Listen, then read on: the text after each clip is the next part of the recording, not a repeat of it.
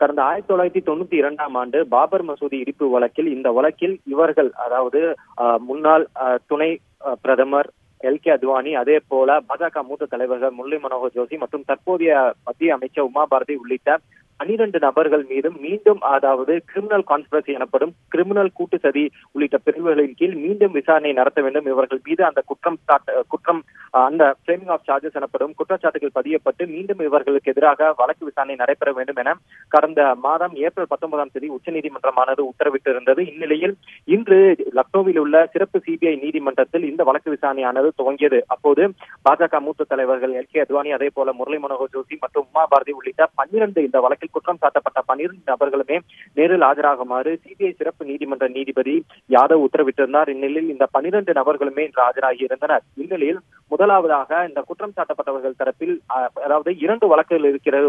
ஒரு வழக்கானது பாபர் மசூதி இடிப்பு வழக்கு, 2வது வழக்கானது அந்த இடிப்புக்கான தூண்டுதல், அதாவது இது போன்ற பேச்சுக்கள் மூலம் அந்த இடிப்பை தூண்டியதாக கூறி 2வது வழக்கு இருக்கிறது.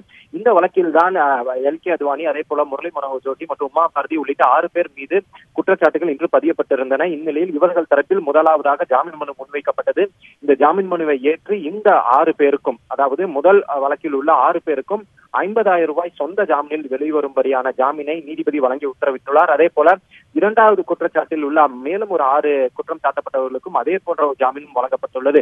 இந்நிலையில் தற்போது முதலாவதாக இவர்கள் தரப்பில் முன்வைக்கப்பட்ட ஜாமீன் மனு ஏற்கப்பட்டுள்ளது. அவர்கள் 12 நபர்களுக்குமே தற்போது ஜாமீன் வழங்கப்பட்டுள்ளது.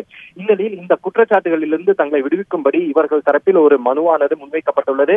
அந்த மனுவின் மீதான தீர்ப்பை நீதிபதி யாதவ் ஒத்திவைத்திருக்கிறார். இந்நிலையில் இந்த 12 நபர்களுக்கு எதிராக, அதாவது முதல் 6 நபர்களுக்கு எதிராக அந்த 120B எனப்படும் கிரிமினல் கூட்டு சதி பிரிவின் கீழும், அதே போல 2வது தரப்பில் 2வது வழக்காக உள்ள மற்ற 6 நபர்களுக்கு எதிராக இரு மதங்களுக்கு இடையிலான பிரச்சனையை தூண்டுதல் உள்ளிட்ட பிரிவுகளின் கீழும் தற்போது அந்த குற்றச்சாட்டுகள் பதிவு தொடர்பான நடவடிக்கை தற்போது தொடர்ந்து நடைபெற்று வருகிறது. தற்போதைய நேரத்தில் இந்த 12 நபர்களுக்குமே தற்போது ஜாமீன் வழங்கப்பட்டுள்ளது.